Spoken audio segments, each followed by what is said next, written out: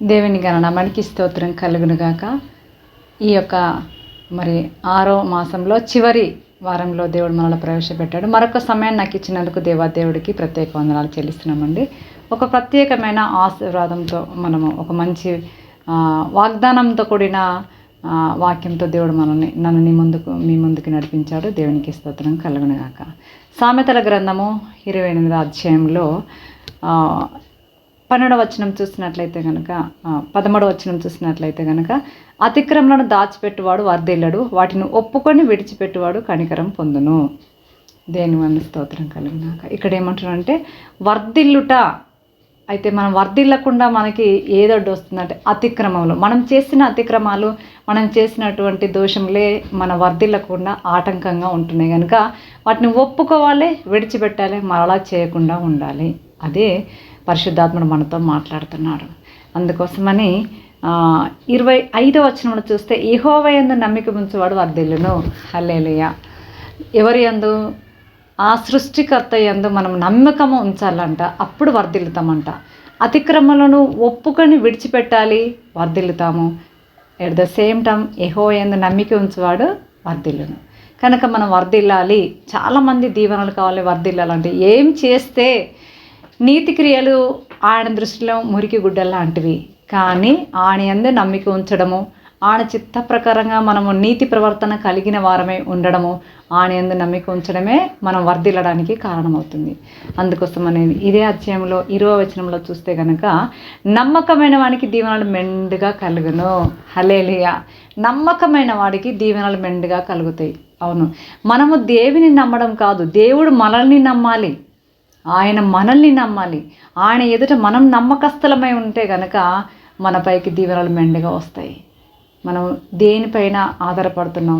దీవెనలు మనకి ఎందుకు దూరం అయిపోతున్నాయి అంటే మనం ఆయన పైన కాకుండా మనకు కలిగిన వాటిపైన, మన చుట్టూన్న వారిపైన మరి నమ్మకమై కొన్నిసార్లు అన్నిట్లో ఓడిపోతాం. మనుషులు నమ్మకం కంటే యెహోవాను ఆశ్రయించటం మేలు.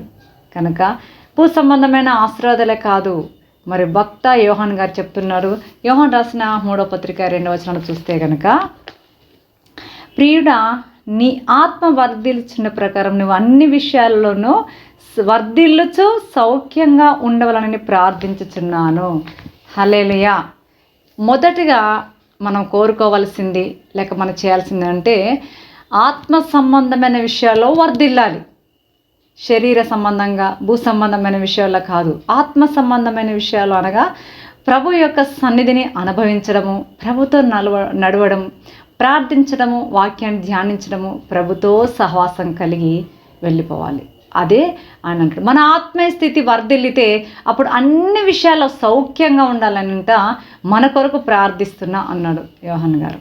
మరి మనం కూడా అదే లోక సంబంధంగా, భూ సంబంధమైన ఇండ్లు, బండ్లు, బంగారము, జ్ఞానము, తెలివి, ఉద్యోగము, వివాహం అన్నీ అవసరమే. ప్రభు మన తండ్రికి సమస్తము తెలుసును. కానీ వీటన్నిటిలో ఇహలోక సంబంధమైన వాటిలో చిక్కుకొని పర సంబంధమైన ఆత్మ సంబంధమైన విషయాల్లో మనం సన్నగిల్లిపోవడం ఆయనకి ఇష్టం లేదు. కనుక ప్రియుడ మొదటిగా first priority give to for hour God.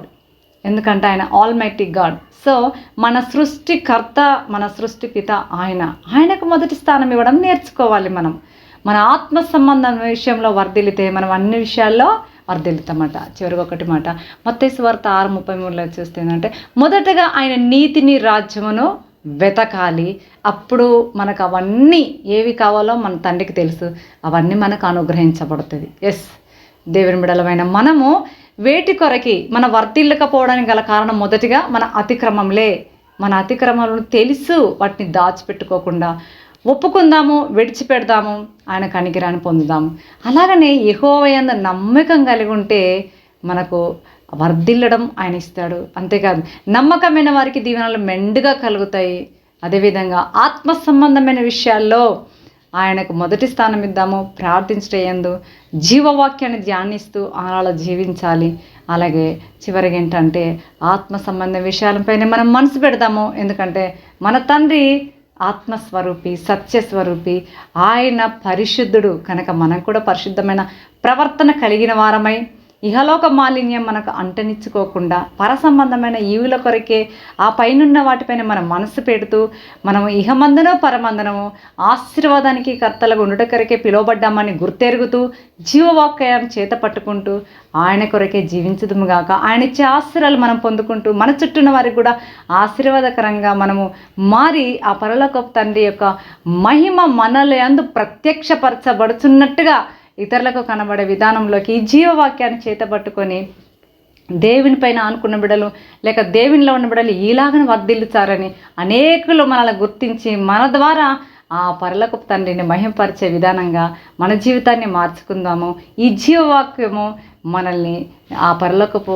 తండ్రి యొద్దకు నడిపిస్తుంది కనుక ఈ వాక్యమే మనల్ని బ్రతికిస్తుంది, మన బాధలలో కూడా నెమ్మదిస్తుంది, ఓదారుస్తుంది, జీవాన్ని ఇస్తుంది, ముందుకు నడిపిస్తుంది. కాబట్టి దేవుడి మాటలను దీవించి ఆశీర్వదించి మనం వర్ధిల్లాలంటే మనకు అడ్డుగా ఏమున్నాయో అవన్నీ గుర్తించి వాటిని ఒప్పుకుందాము, విడిచిపెడదాము, దేవుడికి నమ్మకస్తులుగా జీవిస్తాము, అనేక విషయాల్లో మనం ఆశీర్వదింపబడదాము. అన్నిటికంటే ముఖ్యంగా మన ఆత్మీయ స్థితిలో వర్ధిల్లుచు ఆ పరలోక రాజ్యానికి వారసులో ఉన్నట్లుగా యేసు వైపు చూస్తూ మన జీవిత యాత్రని కొనసాగించుదుముగాక. దేవుడి మాటలు దీవించి మనందరి వెనుకల్లో ఫలింప చేయనుగాక.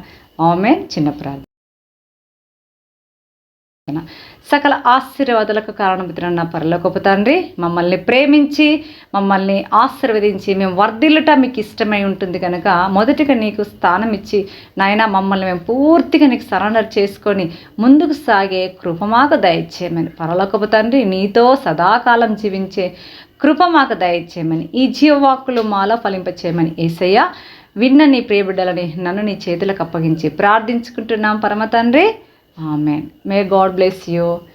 God bless you. God bless you. మీకేమైనా ప్రార్థన అవసరాలతో ఉంటే మాకు సంప్రదించండి. మా ఫోన్ నెంబరు మీకు స్క్రీన్ మీద కనబడుతుంది కనుక ఆ ఫోన్ నెంబరు సంప్రదించండి. అలాగే మినిస్ట్రీ యొక్క జీసస్ సాల్వేషన్ గాస్పల్ మినిస్ట్రీని కూడా మీరు ప్రార్థనలో పెట్టి పట్టుకోండి. జీమెయిల్ కూడా ఉంది దానికి.